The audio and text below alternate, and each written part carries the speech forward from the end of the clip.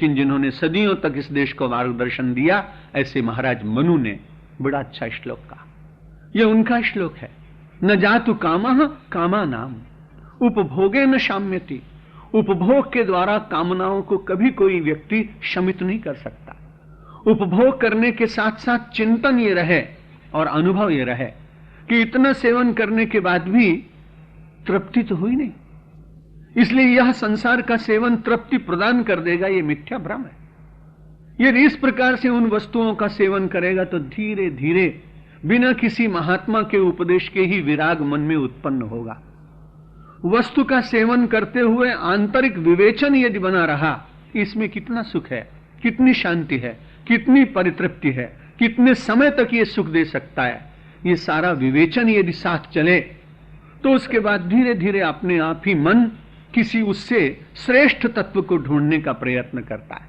मानो पहले सामान्य रहता है, सामान्य के बाद श्रेष्ठ वस्तु का सेवन करता है, श्रेष्ठ वस्तु के साथ श्रेष्ठ तर की खोज करता है, और जब श्रेष्ठ तर मिल जाता है तब उसकी ललक श्रेष्ठतम के लिए होती है, और उस श्रेष्ठतम तत्व को प्राप्त करने के लिए वो विवेक की ओर जाता है। मूर्खोस्तिको यस्तु विवेकहीना, यह विवेकहीना सैव मूर्खा। जो विवेकहीन है वो मूर्ख है, और विवेक से एक बार हम गिर पड़ते हैं तो बड़ी कठिनाई होती है। गंगा जी तो बड़े आनंद से हिमालय के गह्वर में विराजमान थी, लेकिन गंगा जी के मन में क्षोभ उत्पन्न किया, स्पंदन उत्पन्न किया। किसने उत्पन्न किया? जिसको स्वार्थ होता वो तो करेगा। भगीरथ ने बड़ी साधना की, क्योंकि उसको अपने सगर सुतों को पवित्र करने के लिए गंगा की धारा की आकांक्षा थी। उसने साधना की, तो साधना करने के बाद गंगा माता के भीतर क्षोभ उत्पन्न हुआ, स्पंदन उत्पन्न हुआ, चांचल्य उत्पन्न हुआ, और उन्होंने उस गिर गह्वर को तोड़ा। गोमुख से प्रकट हुई, हर हर नाद प्रारंभ हुआ।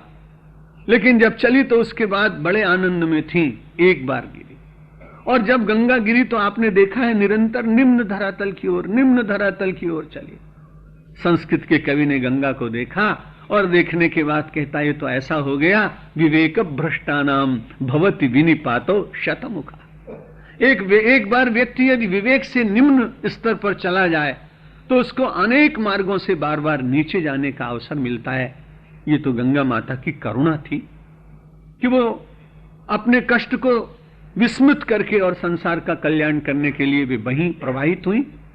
लेकिन नीतिकार और दार्शनिक चिंतक गंगा के उस प्रवाह से एक प्रेरणा लेता है और मुझे और आपको संदेश देता है कि विवेक की भूमि से च्युत मत होना। यदि विवेक की भूमि से च्युत हुए तो जैसे गंगा का आज तक बहना बंद नहीं हुआ, वैसे हम निरंतर निम्न धरातल की ओर चलते ही चले जाएंगे। गंगा की तो एक बड़ी श्रेष्ठता, उस मां ने विवेक च्युत होने के बाद भी पुनः विवेक को प्राप्त किया।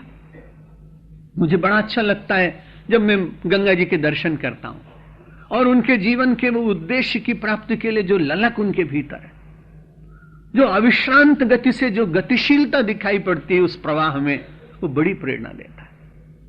गंगा को स्मरण आया, मैं विष्णु पदी कहलाती हूं ना, विष्णु के चरण से मैं निकली हूं, लेकिन निकल पड़ी तो कोई चिंता की बात नहीं, प्राप्त बिना किए शांति नहीं लूंगी।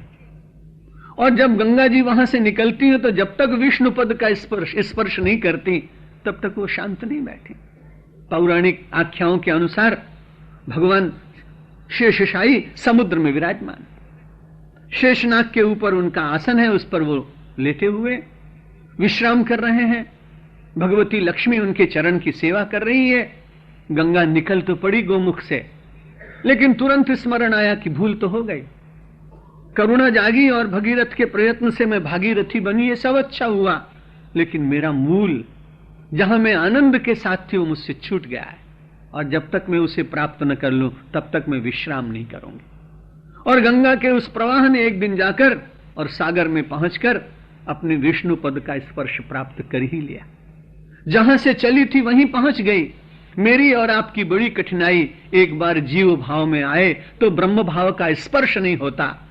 कठिनाई यह है कि जगत का पूर्व जन्म का संस्कार, इस जन्म के संबंध, कार्य प्रणाली, जो जो विस्तार है जीवन का, वो सब मिले। लेकिन जैसे गंगा अपने मूल से निकलने के बाद अपने जीवन के मूल का विस्मरण नहीं कर सकी, उसको छू ही लिया, पा ही लिया, जीवन को धन्य बना ही चुकी, वैसे ही मैं और आप भी विवेक की प्राप्ति करते हुए जीव भाव से ऊपर उठकर ब्रह्म भाव का स्पर्श कर लें जिस दिन, उस दिन अपने मूल को प्राप्त कर लेते, जहां से सृजन हुआ है, जहां से हम आए हैं। ईश्वर अंश जीव अविनाशी कि चेतन अमल सहज सुख राशि।